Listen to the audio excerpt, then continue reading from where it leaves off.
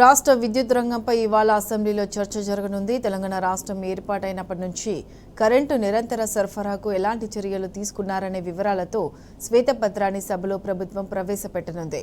విద్యుత్ ఉత్పత్తి సంస్థ జెన్కో, విద్యుత్ సరఫరా సంస్థ ట్రాన్స్కో, ఉత్తర దక్షిణ తెలంగాణ విద్యుత్ పంపిణీ సంస్థ, డిస్కంలకున్న రుణాలు, నష్టాలు, గత 9.5 ఏళ్లలో తీసుకున్న చర్యలను సభలో సర్కార్ వివరించనుంది.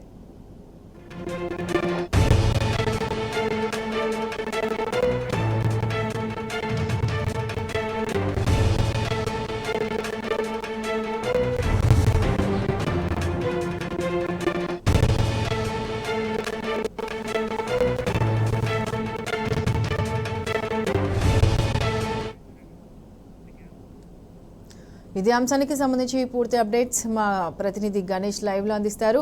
గుడ్ మార్నింగ్ గణేష్, చెప్పండి ఈ రోజు జరిగే అసెంబ్లీ సమావేశాలకు సంబంధించి పూర్తి అప్డేట్స్ ఏంటి? Good morning Prathyusha. ఈరోజు శ్వేతపత్రానికి సంబంధించి నిన్న మొత్తంగా ఆర్థిక పరిస్థితులు ఎలా ఉన్నాయనే దానిపైన కూడా కాంగ్రెస్ ప్రభుత్వం శ్వేతపత్రాన్ని రిలీజ్ చేయడం జరిగింది. ఈరోజు పూర్తి స్థాయిలో విద్యుత్కి సంబంధించి విద్యుత్ సంస్కరణలు కావచ్చు, విద్యుత్లో ఇప్పటివరకు తీసుకున్న అప్పులు కావచ్చు, ఏ విధంగా ఉంది అనే దానిపైన కూడా డిస్కంలకు సంబంధించి కావచ్చు, ఎట్లాంటి పరిస్థితులు ఉన్నాయనే దానిపైన కూడా పూర్తి స్థాయిలో శ్వేతపత్రాన్ని రిలీజ్ చేయడం జరుగుతుంది. నిన్న సంబంధించి చూసుకున్నట్టయితే ఆర్థిక పరిస్థితులు ఏ విధంగా ఉన్నాయి, 2014 నుంచి 2023 వరకు బీఆర్ఎస్ ప్రభుత్వం చేపట్టిన సంక్షేమం కార్యక్రమాలు కావచ్చు, అప్పులు కావచ్చు, లాభ నష్టాలు ఏ విధంగా ఉన్నాయనే దానిపైన కూడా చర్చ జరగడం జరిగింది. దీనికి సంబంధించి చూసుకున్నట్టయితే గతంలో ఆర్థిక శాఖ మంత్రిగా ఉన్న హరీష్ రావు పూర్తి స్థాయిలో ఒక్కరే సమాధానం ఇవ్వడం జరిగింది. 6 మంత్రులు ఒకవైపు దాడి చేస్తున్నప్పటికీ కూడా మాజీ మంత్రి హరీష్ రావు ఒక్కరే ప్రతి ఒక్క దానికి కూడా సమాధానం చెప్పడం జరిగింది. ఆర్థిక పరిస్థితులపైన బీఆర్ఎస్ ప్రభుత్వం అప్పుడు తీసుకున్న సంక్షేమానికి ఎంత ఖర్చు చేశాము, ఏ డిపార్ట్మెంట్కి ఎంత చేశాము, సంక్షేమంలో కావచ్చు, అభివృద్ధిలో ఎంత ఖర్చు చేశామనేది కూడా ప్రతి ఒక్కటి కూడా కూలంకషంగా చెప్పిన సందర్భం ఉంది. కానీ 6 మంత్రులు కావచ్చు, మిగతా సభ్యులు కూడా డైవర్ట్ చేసే విధంగా చేయడం జరిగింది. ఎందుకంటే ప్రతి ఒక్కరు కూడా దానికి సంబంధించిన ఇష్యూస్ కాకుండా అదర్ ఇష్యూస్ కూడా డైవర్ట్ చేయడం జరిగింది. కొంతమంది సభ్యులు చూసుకున్నట్టయితే జైలుకు సంబంధించి జైలు ఊరవతలో ఉండాలి, ఏదైతే హాస్పిటల్ని ఊరవతలకు తీసుకురావాలి, జైలుని ఊరు మధ్యలో ఉంచాలి అనే దానిపైన కూడా చెప్పిన సందర్భాలు ఉన్నాయి.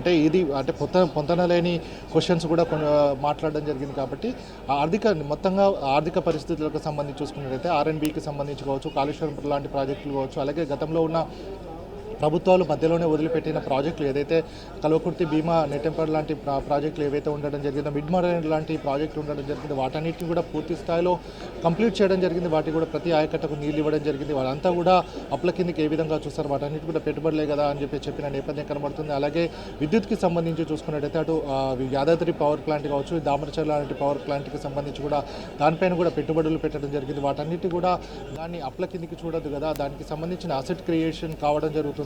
అలాగే డిస్కంలకు సంబంధించి చూసుకున్నట్టయితే వాటన్నిటి కూడా ప్రతి ఒక్కరికి అంటే 24 గంటల రైతుకు సంబంధించి 24 గంటల ఉచిత కరెంటుని ఇవ్వడం జరుగుతుంది. కాబట్టి దానికి సంబంధించిన సంస్కరణలు కూడా తీసుకురావడం జరిగింది.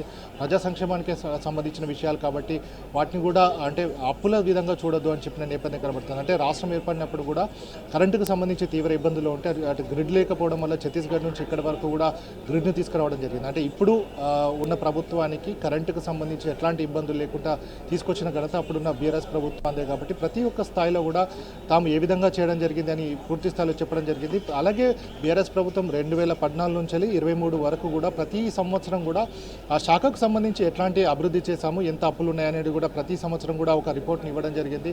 దానికి సంబంధించిన బడ్జెట్లో కావచ్చు ప్రతి ఒక్కటి కూడా ఇప్పుడున్న మంత్రులే అప్పుడు ప్రతిపక్షంలో ఉన్నప్పుడు కూడా ప్రతి ఒక్క దానిపైన కూలంకషంగా చర్చించడం జరిగింది. ఇప్పుడు చూసుకున్నట్టయితే కాళేశ్వరానికి సంబంధించి గతంలో వేరే చెప్పడం జరిగింది, 1,00,000 కోట్లు దీనిపైన తీసుకున్నారు, 1,00,000 కోట్ల అవినీతి జరిగిందని. 89,000 కోట్ల రూపాయలకు సంబంధించి కార్పొరేషన్ల ద్వారా నిధులు తీసుకున్నారు, రుణం తీసుకున్నారని ఇప్పుడు అంటున్నారు. అప్పుడేమో అవినీతి జరిగింది అంటున్నారు. వీళ్ళకి సంబంధించి ఒక క్లారిఫికేషన్ లేదు, క్లారిటీ లేదని కూడా సభ్యులు చెప్తున్న నేపథ్యం కనబడుతుంది. కాబట్టి కార్పొరేషన్లకు సంబంధించి నిధులు తీసుకున్నారు, రుణాలు తీసుకున్నారంటే అసెట్ క్రియేషన్ అంటే ఆస్తులకు సంబంధించి ఎవరైనా సరే రుణాలు ఇవ్వాలంటే మాత్రం వారి దగ్గర ఉన్న అసెట్ ఏముంది, వారు రుణాలు మళ్ళీ తిరిగి కట్టగలుగుతారు అనేది ఉండడం జరుగుతుంది. కాబట్టి హడ్కో లాంటి కావచ్చు కార్పొరేషన్లకు సంబంధించిన ఆస్తులను చూసి ఎవరైనా సరే అప్పులు ఇస్తారు కాబట్టి అదంతా కూడా రేపు ఇప్పుడున్న కాంగ్రెస్ ప్రభుత్వం కూడా అప్పులు చేయాలంటే కూడా అసెట్ ఏముంది వారికి సంబంధించి ఏ విధంగా రుణాలు తీసుకోవాలనేది ఉంటుంది కాబట్టి ప్రతి ఒక్కటి కూడా అటు ఎంఐఎంకి సంబంధించిన ఫ్లోర్ లీడర్ అక్బరుద్దీన్ ఓవైసీ కూడా చెప్పిన నేపథ్యం ఉంది. అప్పుల తెలంగాణ కాదు, మీరు దీన్ని చేయడం వల్ల కూడా రేపటి నుంచి మనకు వచ్చే నిధులు కూడా మీరు చేయడం వల్ల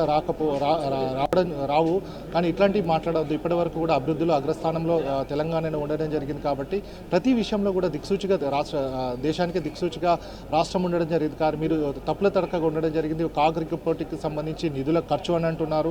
ఆర్బీఐ నుంచి వెళ్ళి ఎంత లోన్లు తీసుకున్నాము, రుణాలు తీసుకున్నామని చెప్పడం జరుగుతుంది. కానీ వాటన్నిటిని బేరీజ్ వేసుకున్నప్పుడు మాత్రం లెక్కలు మాత్రం తప్పుతున్నాయి, వాటన్నిటి కూడా క్లారిటీ రావడం లేదని కూడా అక్బరుద్దీన్ ఓవైసీ చెప్పడం జరిగింది.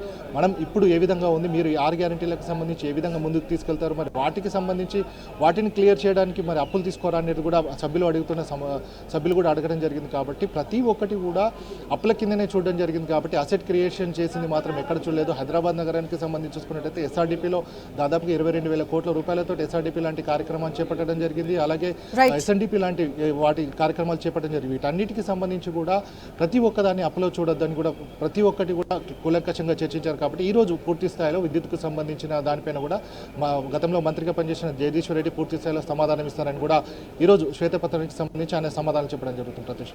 Right Ganesh, thank you.